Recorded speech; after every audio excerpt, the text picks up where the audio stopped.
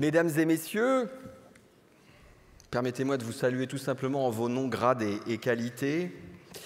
Chers amis, chers congressistes, d'abord vous dire que c'est un honneur et une joie pour moi de vous accueillir en tant que maire de Lyon, pour vous souhaiter tout simplement la bienvenue dans notre ville.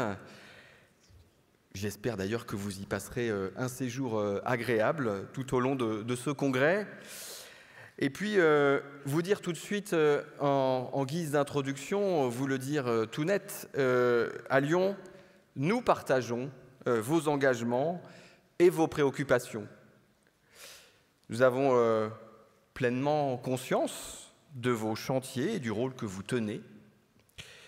Vous êtes partout, pas simplement, bien sûr, ici dans cette salle, mais vous êtes partout dans le quotidien des Français, à chaque carrefour de la vie, au cœur de tous les parcours, de la crèche à l'EHPAD.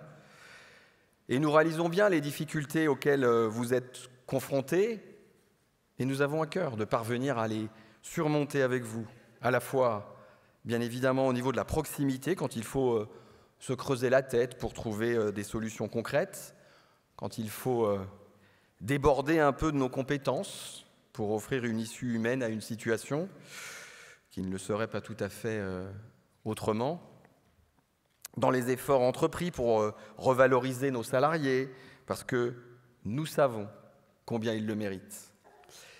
Et sur le plan politique, lorsqu'il s'agit de rappeler à l'État ses obligations et l'investissement indispensable de la nation à la pérennisation de notre modèle social.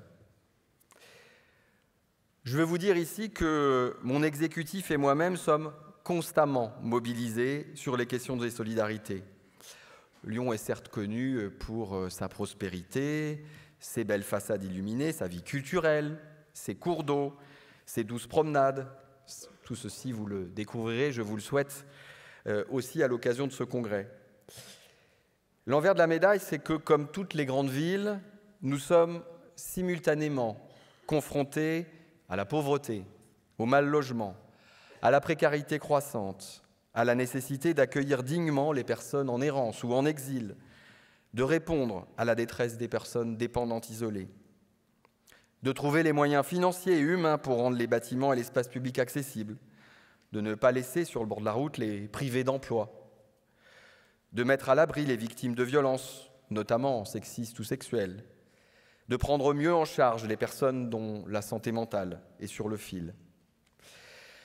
Je ne vais pas vous faire le catalogue des mesures prises à Lyon ou main dans la main avec la métropole de Lyon pour permettre l'accès aux droits, garantir l'hospitalité, l'hébergement d'urgence, l'effectivité des droits fondamentaux. La liste serait longue. Mais tout de même signaler le rôle d'associations comme Forum Réfugiés, la Fondation Abbé Pierre, Alinéa, le Secours Populaire, Notre-Dame des Sans-Abris, j'en passe, et saluer, au passage, mes très pugnaces adjointes et adjoints, Sandrine Runel à l'action sociale, Alexandre Chevalier pour les aînés et Laurent Bosetti pour les sujets relatifs au handicap, qui sont parmi nous, parmi vous ce matin, et merci à eux trois pour leur présence. Et puis, la solidarité, ça passe aussi par une école plus inclusive, par des places en crèche, bien évidemment, par tous les établissements qui hébergent des personnes âgées dépendantes, par la promotion effective du lien intergénérationnel. Où en sommes-nous d'ailleurs du plan grand âge, mille fois promis? Toujours est-il que nous savons à Lyon que nous avons collectivement besoin de soins dans tous les domaines, de bons soins qui réparent et qui protègent. Au niveau local comme au niveau national, sans un secteur médico-social solide, efficace et performant, tout s'effondre.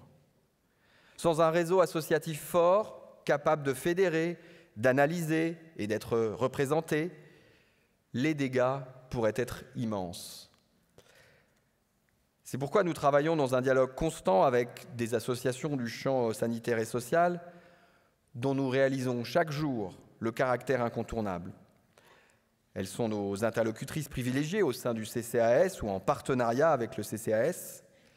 Et cela d'autant plus que nous voyons bien le glissement idéologique qui fait la part belle aux égoïsmes jusqu'au ministère des Finances, où on assume de vouloir renoncer à l'État social, en le vilipendant, par exemple, comme un État-providence qui dépenserait à tort et à travers, rendant tout gratuit pour tout le monde.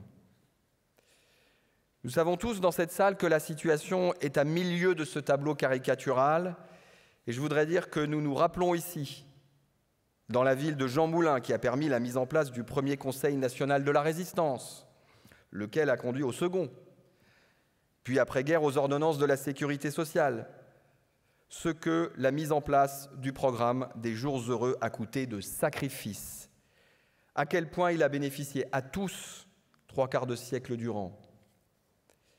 C'est pourquoi la solidarité n'a pas dit son dernier mot.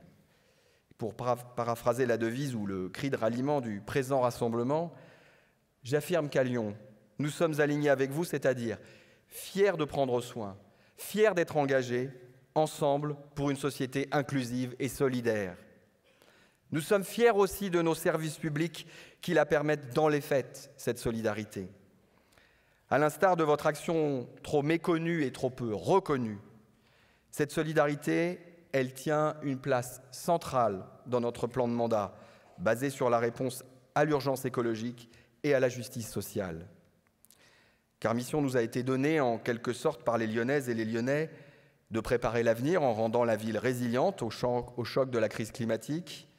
Mission nous a été donnée aussi de protéger les plus fragiles et les plus vulnérables, d'améliorer le bien-être et les conditions d'existence de toutes et de tous, quel que soit l'âge, le sexe, l'état physique ou le statut social. Cela passe par des politiques publiques résolues, constantes, concertées et coordonnées pour faire advenir ou défendre ce qu'on pourrait appeler une société du lien et du contact humain, dont vous êtes les meilleurs représentants et je vous en remercie infiniment. Très bon congrès.